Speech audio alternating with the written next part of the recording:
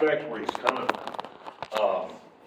Hume's influence is, I mean, it can't be overstated. Well, it could be overstated actually, but it's significant just in the history of philosophy.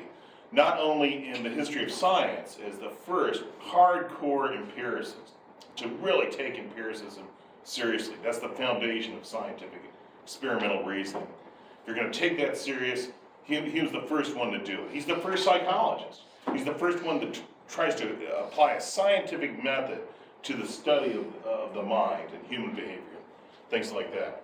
The results, as you've seen, are mixed, but he deserves credit like a pioneer to just to be the first one to even attempt it. It freaked out Kant. So all Kantians, really, Kant would have been a very notable scholar in philosophy of law. But he was midway through his career when he read the Inquiries. He never did read the treatise, or it's debatable whether he read it or not. But it awoken Kant from his dogmatic slumber. Kant was pretty much a rationalist in the Leibnizian tradition, and he read Hume, and it freaked him out. And so Kant's greatest contributions to philosophy, like the Critique of Pure Reason, owes a great debt to Hume. And Kant, of course, has influenced, innumerable philosophers. So yeah, all the, if you see a Marxist talk about, kind of dismiss Hume, smack him, kick him in the knee or something. Say, well, dude, don't you realize, without Hume, Marx wouldn't have been shit. Because Marx was influenced by Hegel, Hegel's influenced by Kant. Even though he disagrees, there's an influence there. Even though Kant disagrees with Hume, there's an influence there. So yeah, you can trace the influence back. So yeah, even if you don't come away a Humean, I'm not a Humean, I'm a Cartesian, I'm a rationalist. But I greatly respect Hume. I hope you can. Everybody goes around, all of my colleagues now think I'm a Humean. Just because I taught one course, these courses on a single philosopher are so rare in our department. They think, well, you must be a Humean. Even intelligent colleagues. But I respect Hume and agree with some of it. I think it's consistent. But yeah, you can. That's the great thing about philosophy. But you need to be reminded. You can be fascinated by a philosopher without being a disciple. It's not like religion. You don't have to go be a Humean. What would it mean to be a Humean? Think like eat a lot of, well, maybe I am a Humean. Drink a lot of beer and just eat really rich foods and kind of lay around and think. That's pretty much their lifestyle. But we're not doing religion, we're doing philosophy. So it's a little bit different.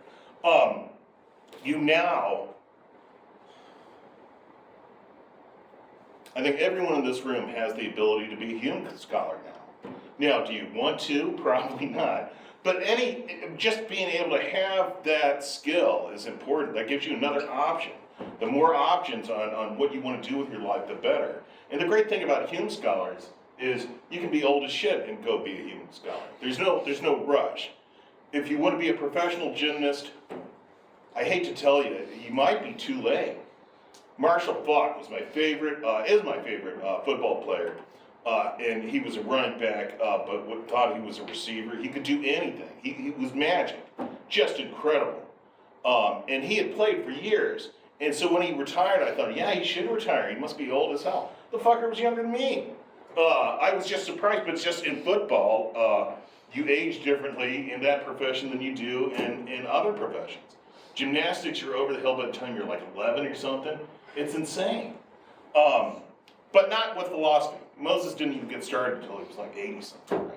So yeah, you can still be a Hume scholar. Here's what you do. So what's your next step in being a Hume scholar? Keep it in your back pocket for later. The next step would, of course, be to read the Inquiry Concerning Human Understanding.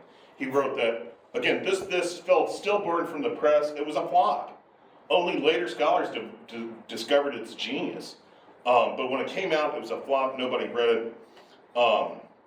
His uncle tried to talk him out of publishing it, but I think his uncle kind of misunderstood what was going on. Well, we might talk about that a little later. 10 years later, 10 years go by, and he writes the inquiry, and it takes the best little bits of book one and just kind of, same arguments, but just presents them again more eloquently. He's had time. He cuts out the parts that I think are the best, but nevertheless, if you want to be a Hume scholar, that would be your next move. Your move after that, you've seen Hume studies. There's a whole journal dedicated to Hume studies. And so it's easy, and it's been around for years. Comes out 2 or 3 times a year. So it's easy to just get lost in the secondary literature. I don't want you to do that, or that's not my advice. You want to stay grounded through your whole career. If you're going for a Hume scholar, I'm not saying you are, I'm saying you can though. Stay grounded in the primary sources. And so start looking at the correspondence. You're interested in the conceivability principle, look through his letters and see where he talks about in the letters about conceivability. There's an ocean of cool stuff that's primary sources but never made publication. These guys wrote all the time and they kept their letters. And they write in English. So right there, you've got advantage as a Hume scholar over a Kant scholar, unless you're fluent in German and handwritten German from 400 years ago. You're going to have a very significant advantage. Our library is really strange. Have you been to the library? It's a great resource. So I met a senior who'd never been in. He knew where it was, but just walked by it to the rack or whatever, or Dinkus. Yeah, take it, okay. It's frustrating. There'll be books any decent university library should have, they don't fucking have. But then some books, you're surprised. They'll never have this, why even bother, and they have it there. On the 4th floor stacks, they have the life and correspondence of David Hume by a scholar named John Hill Burton. Go ahead and write that down. And this is a valuable resource as a Hume scholar. And you have it right here.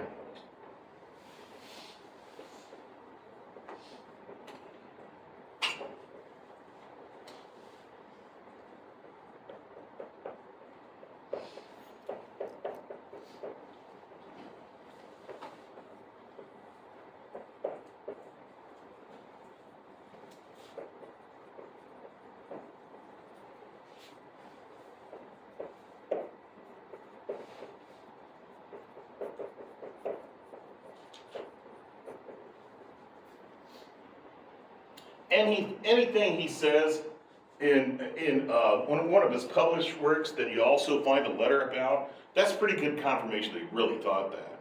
And if he says it in the inquiry, the treatise, and a couple of letters you found, that's gold. There's all sorts of riches you can find in the letters, just because they wrote letters a lot.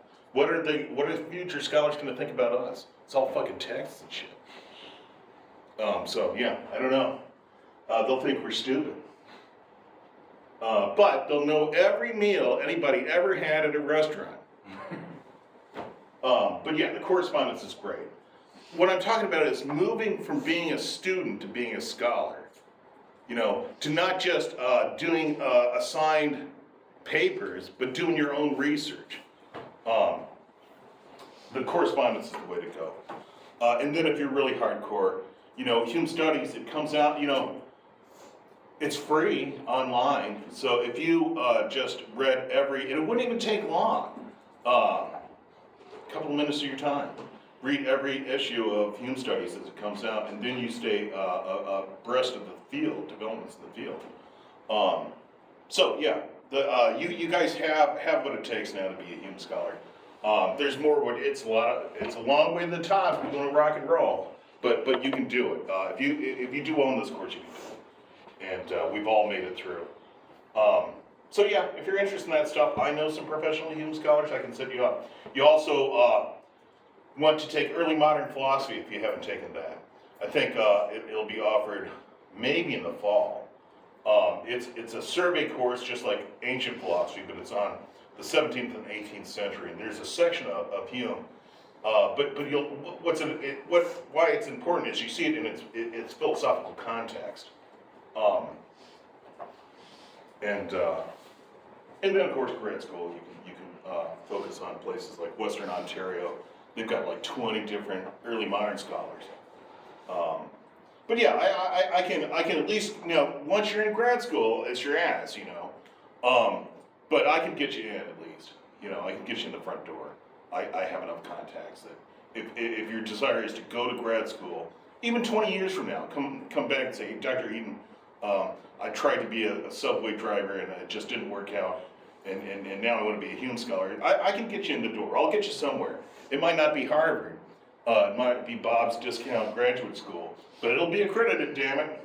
Now, would a Georgia Southern be accredited? Remains to be seen. But yeah, that's my advice. Even when you're a highfalutin, don't just get sucked into the ocean of secondary literature. Keep it grounded in the text.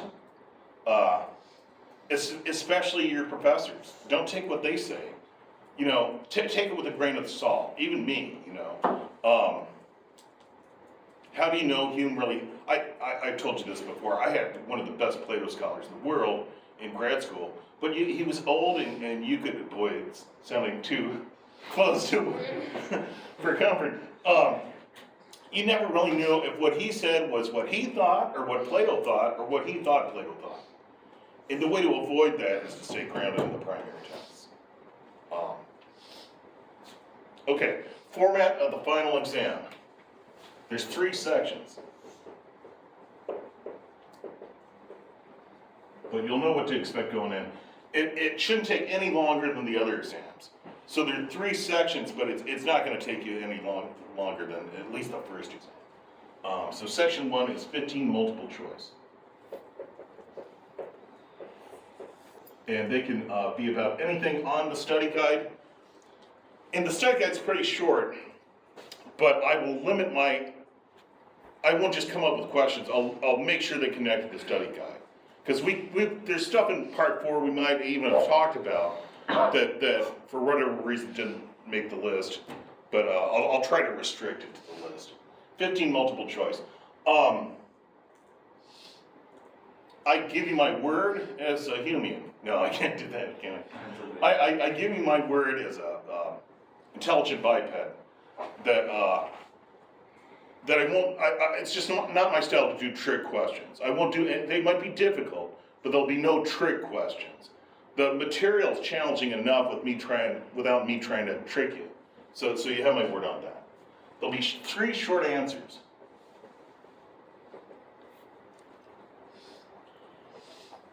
And they're about a paragraph long, 2 or 3 sentences. They're definitely not an essay. And then there'll be 1 essay. Two or 3 pages, just like the other ones. But you'll know the essay question in advance, and I might word it differently, but you'll get the gist of it. So at least you'll know the essay question going in.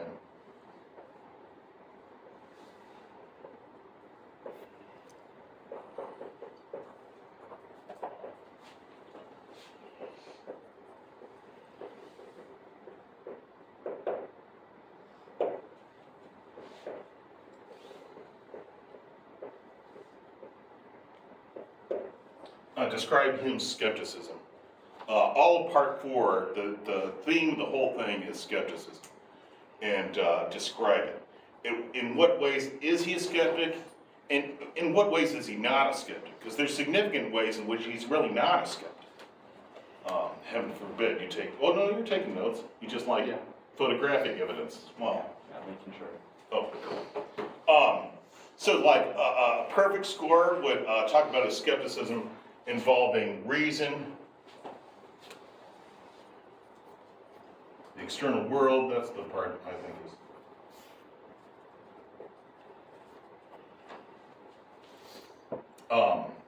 Personal identity.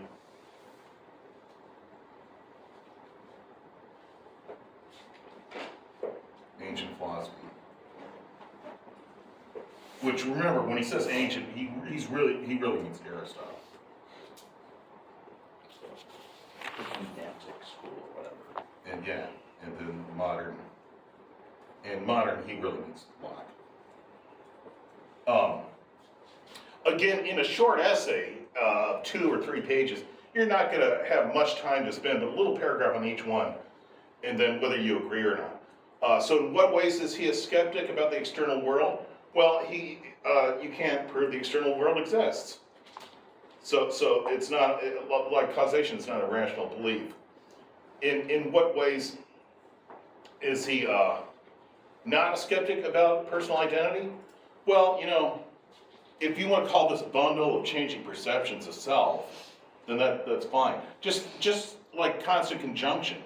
If you're okay with just calling constant conjunction causation, then he does believe in causation. He's not a skeptic. But if you, by causation, you mean some secret thing behind the objects, that's what he's skeptical of. So he is and he is not a skeptic about causation. And you can say something similar for each of these. There's a sense in which he's a skeptic and a sense in which he's not. So like right before he published, his uncle tried to stop him out of embarrassment and said, your whole thing begs the question, because you're a skeptic about causation, but then you say this is a scientific treatment of the mind, and that's all about causation. There's this vicious circle here, so you shouldn't publish. You somehow missed that. But he hasn't. If by causation you just mean constant conjunction, he's not getting rid of the word causation. He's skeptical about the ghostly causation people assume is behind shit. But if you're okay with causation just being constant conjunction, then he does believe in causation. And so it's not begging the question to have a book. Anyway, I'll pass out the study guide. Oh, thank God. I don't want to say all that again.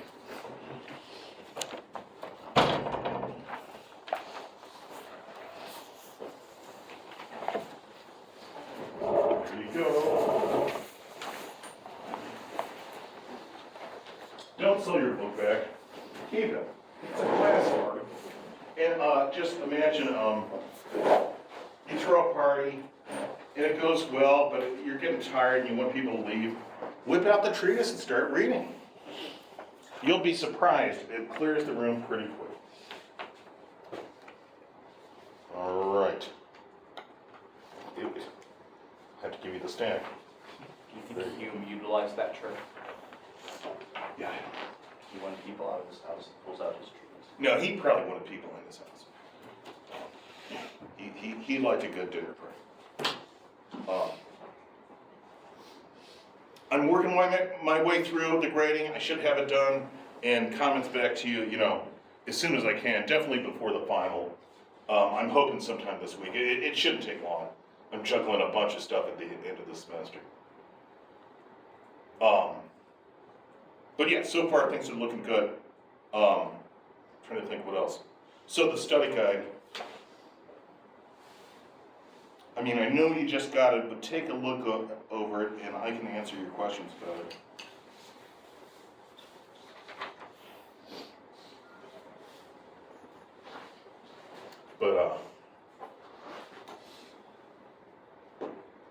But yeah, what do you think?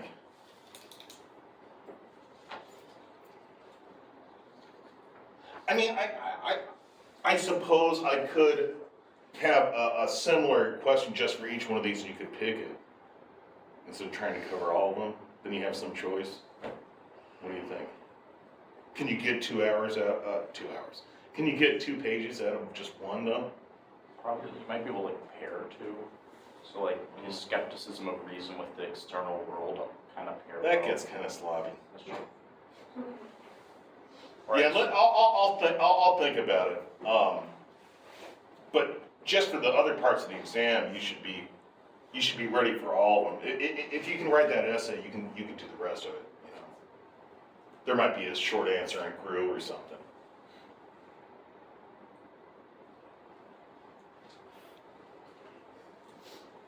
So take a look and ask me questions. What was the double existence again? Very good. I was hoping somebody, because he only mentions it once.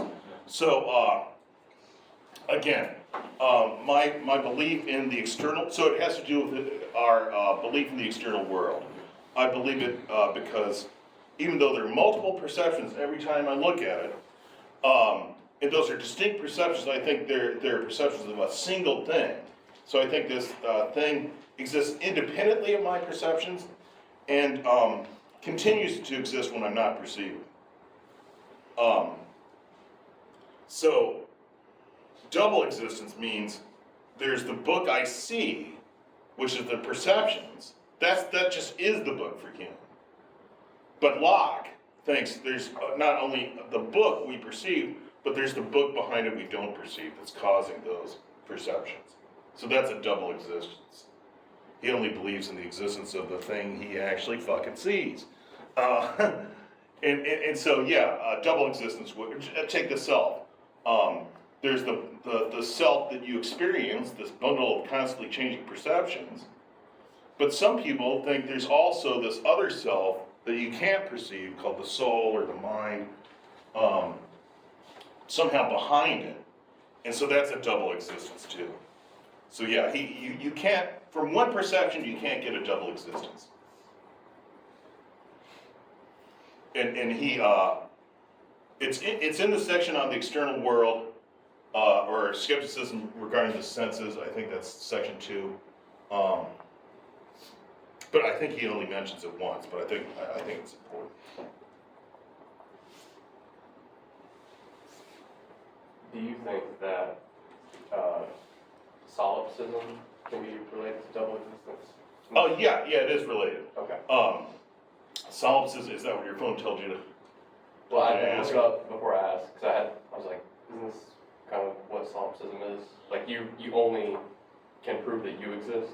Yeah, it's a bit like that, yeah. Okay. He believes in other people, but they're bundles of perception. Martin Buber. And you think that's almost derogatory. He thinks I'm just a bundle of perceptions. Well, it's not, because he thinks of himself as a bundle of perceptions too. So yeah, there could be something behind it, but yeah, I guess there's a charge you can make against Hume. Hey, you're a solipsist. You only believe in your own perceptions. But I think he could try to respond to it, but he'd have to just equate. There are other people, but they're just bundles of perception. So yeah, I don't know. Berber has an interesting response to that, which is like, the word I already implies a you, right? So like solipsism in itself, trying to say that there's only a self, you already have to imply existences of other things in trying to set it up. Like, at least, like, especially linguistically, at least. Like, just to say I already implies an existence of another that you're distinguishing from. I mean, that's interesting. Yeah, solipsism is one of those things that nobody actually is a solipsist, so maybe Pearsall. She might only think she exists. But, I was when I was little, But- like a few months. really? I just didn't trust the world yet. Oh, weird. Yeah, that's cool. So, yeah, nobody is a solipsist, but it's very difficult to disprove. So yeah, that is interesting. It'd be cool to go to the correspondence, and it's either one book or a series of books. Just look in the index for solipsism, and you can see what he has to say about it. I don't think he uses that term, does he?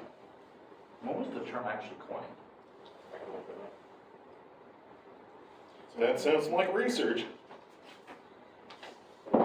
I was a teenage solipsist. Yeah, how do I know I didn't just invent the term solipsism? It says mid-19th century. Okay, so then how we do it? Talks about solidity, talks about solitude, and he talks about Solomon. That's solid. Other questions? The review lasts as long as you ask questions. Well, no, or until the class is over. Yeah. Yes. The one about like the cold quality. Yeah, occult quality. So, he thinks of occult qualities what he thinks about substantial forms. So it's a similar thing. So let's talk about substantial forms first. Is that what you mean? Well, they're different. So occult quality is was unknown. Well, I don't know. It's basically when you see the effect but you can't see the cause. The cause is hidden. So technically, Newton wouldn't like me saying this, but gravity is an occult quality. You see the effect, but you never see the cause. And so they knew about some, like magnetism was an occult quality. Electrical attraction, when they first discovered electricity, this is before Franklin, they knew about kind of static electric attraction. That seemed to be an occult quality. But they also had just purely made up occult qualities, like weapon salve. Have you heard, this is my favorite. Have we talked about weapon salve? No. So this was an ointment that would cure a wound from like a knife or a dagger, but you didn't apply it to the wound, you applied it to the dagger, and that would somehow heal it. And they really believed in that shit. Part of what makes the early modern period so great is the scientific revolution. We don't believe in stuff like that as much. We still do. People look at magnetic underwear and shit because they saw it on a commercial. So, but yeah, that's an occult quality. So, what's Hume going to say about it? Well, you see the effect and reasoning about some magical cause behind it. Just like a substantial form, that's Aristotle's idea. You have matter and form, and that makes a substance. So an acorn has something inside it that makes it turn into an oak tree instead of a chicken. And so that's a substantial form. But again, believing some substratum or form beyond the perceptions, he's going to be very skeptical. If you can't trace it back to a perception, it's bullshit. Would that be, how would you sum up Hume's philosophy in one sentence? It's something like that. Be highly suspicious of any philosophical concept if you can't trace it back to an impression. Yeah, I don't know. That would have been a short class. I could have said that in August. Well, class dismissed. If See it you guys doesn't in trace December. to an impression, verb, Yeah. consign it to the flames. Yeah, that's a great quote. I think that's from the Inquiry, but it's a great quote. What about children? Okay, yeah. So you'll find the occult stuff in the section on ancient philosophy, or maybe in modern. In there, they're very similar. What did you just ask? What about children? Children and poets. So what's the matter with these beliefs is they let the imagination, we normally let our imagination run away with us. So it's easier for my mind to use the imagination and pretend it's one book than to pretend it's a different book every time I have a different perception. So the imagination fills in those gaps when I'm not perceiving it. It's filling it in, I can almost see it, and then there it is again. And so Aristotle's doing something similar with substantial forms. He's letting his imagination run away with itself, and believe these things beyond our perceptions. Children let their imaginations run away with them. They'll have imaginary friends. Anyone ever have an imaginary friend? Yeah. Or they'll have flights of fancy. They can get immersed in just the imagination. So he's comparing Aristotle to children. Poets get paid to use their imagination to write poetry. So imagine a poet that was writing some fantasy sonnet or something, and just pure imagination. And so it's okay for children because they can't help it, they're children. It's okay for poets because one, it's their job, and two, they're upfront about it. They're not claiming to write history, they're writing poetry. But Aristotle's worse because he's a philosopher and should know better. He's supposed to be looking for the truth. So it's okay when children and poets let their imagination run away with them. But it's not okay for a philosopher, ancient or modern.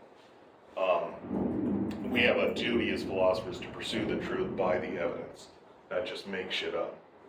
So yeah, it's okay for kids to make shit up, and it's okay for poets to make shit up, but it's not okay for a philosopher to make shit up.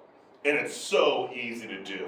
It's so easy to do, to just make up new shit, like emergent property. Well, what the fuck's that, or like the absolute. They must be moving desks and shit. All of them? Yeah. Okay, so let's do a Humean analysis of that. What do we really perceive? These sounds. So my imagination is these sounds. It sounds like desks moving around. Sounds like the building's Do you think these classrooms active when we're moving the tables for learning? Oh, I'm sure. Where do you think it's coming from? Upstairs or here? It's upstairs. Well, it couldn't be back there. There isn't a. Upstairs, yeah. Right. Oh, you're right. It's upstairs. Yeah. So yeah, our imagination, and neuroscience bears this out. Our brain constructs this narrative. That's why you can take coconuts and make them sound like a horse nose. Do you know what a Foley artist is? That's the best. That's got to be the funnest part of film production. Going the way of the dodo. But yeah, it's when you really punch somebody, it doesn't sound like it's barely a sound at all. It doesn't sound like Indiana Jones. Every punch sounds like a fucking shot or something. You just don't punch hard enough. Yeah, I guess. I use a secret punch. It has no Still. ninja punches Yeah, you don't have a silence, sound. silencer on it. Yeah, silent punchers. Or smack him on the belly smack. Probably gets a pretty loud noise. Do it at the same time so it makes your punch sound louder. Smack. Okay, but yeah, that's what he thinks of poets and children. He's comparing Aristotle to these, and that even though by Hume's time, almost every serious philosopher had rejected Aristotelianism, at least the physics. It was still controversial to just compare him to children and poets and stuff. Coherence. Coherence, very good. So, coherence and constancy is why I believe in external objects. Coherence means resemblance, right? Resemblance next to that. Part of the reason, maybe the bulk of the reason I think this is the same book is because it looks just like it. There's a coherence there. Wait, no, that's constancy. I'm sorry. Constancy is resemblance. Coherence is the narrative you make up. I'm so sorry. There's a coherent story that explains why the fire looks different now. You know, I left my bedchamber and the fire was going. I come back and it's cold and just no light and just some ash. That's not constancy because it doesn't resemble what I saw, but it's coherence because it tells a story of other similar events that I've witnessed, where I watched it burn out. You know, so yeah. My brain tells a story that constructs what it is. So even if there's a difference, like you ever go out and your tire's flat or it won't start or something, so it's not like it was before. So it's not constancy. There's no resemblance there. At least there's a discrepancy in the resemblance, a glitch in the matrix. But there's always some story about it.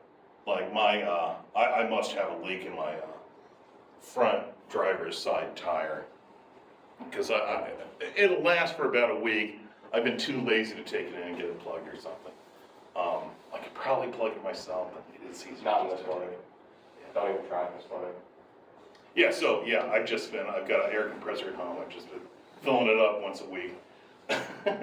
It's not laziness completely because I've been really busy. But yeah, you tell, so when it doesn't look different, your mind tells a story that explains the difference. That's why the witnesses all have to find that story. It wasn't the biggest zoo, but an elephant escaped and nobody could find it because people would mistake it for cars because it was about car size and they weren't expecting to see elephants. If you're on a safari, you'll see a car and think it's an elephant. Just the opposite. Have you ever been too poor to get new shit, so you move the shit in your apartment around and act like you're doing something new? So I moved shit around, I forget what it was. I think it might have been a coat rack or something. But I got up in the middle of the night and there was a big person-sized thing that wasn't supposed to be there, so I went into kung fu mode, you know? But it was just a coat rack. So, you know, my mind painted a picture of what it was supposed to be to account for. That's coherence. Other questions? Yeah. Since our vision is constructed from reflected light, would Hume see that as an occult quality, or would that be Oh, that's very the interesting. substance of light? building Yeah, up our because he perception? does, because you can do experiments with it, right? So you can observe those experiments. So yeah, the perceptions he believed in, some, but yeah, what about photons? You have kind of indirect evidence of photons. Like they had microscopes by Hume's time, and they were getting better and better. So they were seeing all sorts of things that that had never been seen before, animals and shit. But yeah, he's gonna say they're made out of perceptions, like any other thing. But that's a weird photons. Photons are light, so you're never gonna see anything smaller than a photon. It's like the photons would be the material that our perceptions, vision-wise, are made of, so. I think for Yeah, I mean those are kind of tough examples for him. He's gonna try to trace them back to experiences, even if they're experimental things. And going with the instrumentalist view of science, that's one thing I didn't put on that's important. Where science is really about predicting future perceptions, not about what exists. But that's not very satisfying either. Yeah, that's a good question. No, because especially with Hume's time, like the theory about light and stuff, it's like the ether is how it like travels. Boy, I'm starting to get Hume saturation or something. Yeah, Are there gonna be questions about these two articles? yes. Okay. Obviously not the essay. Yeah, so those two, I went ahead and included it if you wanted to use the whole article. But it's enough if you took good notes on the day we talked about Strawson, or the day Sam presented on the new world of induction. You'll probably see a multiple choice question. So Strawson's, these are both contemporary people reacting to Hume. Strawson tries to dissolve the problem of induction and say it's really a meaningless question. Asking if induction is justified is meaningless as asking if deduction is valid. For any specific deductive argument, it makes sense to ask whether that argument is valid or not. But whether deduction itself is valid, that's a nonsensical question. Asking whether any particular law is legal makes sense, because laws have to be grafted onto the body of law. But asking if law itself is law legal? That's a nonsensical question. And he wants to say something more subtle, but something similar is going on with Hume's problem of induction. Asking if causal reasoning is justified is making that same kind of mistake. That's Peter Strawson's attempt to dissolve it. And then, can you explain really quick what Brew is and what the new world of induction is? Oh, yeah, the new rule of induction is even if you solve like Hume's old problem of induction, which he thinks, Nelson Goodman kind of thinks is by setting up standards by which you do induction, just like how, How he tries to, yeah. like, and like, But just go on to that. yeah, just like how validity works in logic, where you have rules from which validity comes Yeah, from. which system, yeah. Yeah, in induction, you can try to make it valid by creating rules of what we want to consider a criteria of valid inductive argument. Well, that's clear as crystal. Yeah. Basically, the new riddle of induction is how, even if you solve the riddle of the problem of induction, how can you distinguish between accidental generalizations and law-like generalizations? Like some generalizations are true scientific, but some are just kind of accidental, like the fact there's what, 3 first sons in the room? Oh, yeah. Doesn't mean that there's any particular probability out there that you'll encounter a first son or something. So yeah, that's basically it. It wouldn't hurt you to either read the Stanford Encyclopedia. If you just look up Goodman's New Riddle of Induction, you're going to get a pretty good summary of it. But you can also read the actual article. It's not that And bad. yeah, it's not that long. And it's kind of fun stuff. Mhm. But at most, there'd be a short answer question. There might just be a multiple choice question. I think you guys are ready. You're gonna kick ass. Create a GRU object on this Yeah. paper right now. I can't now, but I could later. I can make something else that'll be grouped. Dr. Yu, my essay isn't on the paper yet, but after a certain amount of time, it will appear. That could get you out of a due date. Well, yeah, I got my paper finished, I just wrote it in Groove. It'll appear in a couple of weeks. Yeah, you had a question? Yeah, I was just gonna say, you said the riddle of induction's pretty much like how do we determine accidental? The new riddle, yes. How can we determine true generalizations from just accidental ones? Okay, yeah.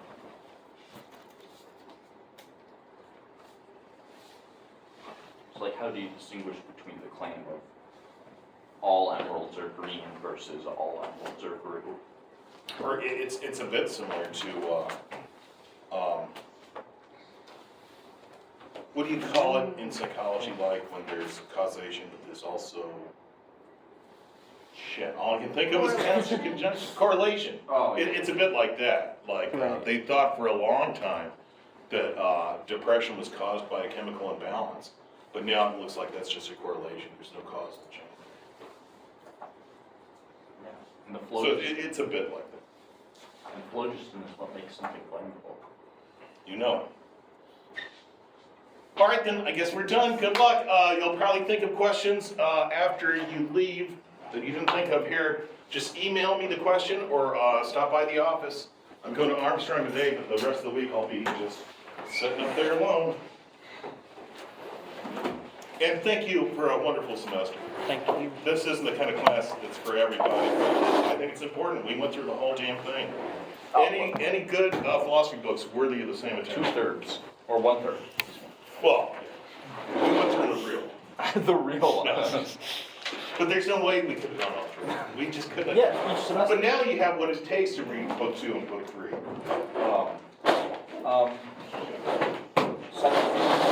Yep. I should have it finished by Thursday. That sounds great, yeah. Cool.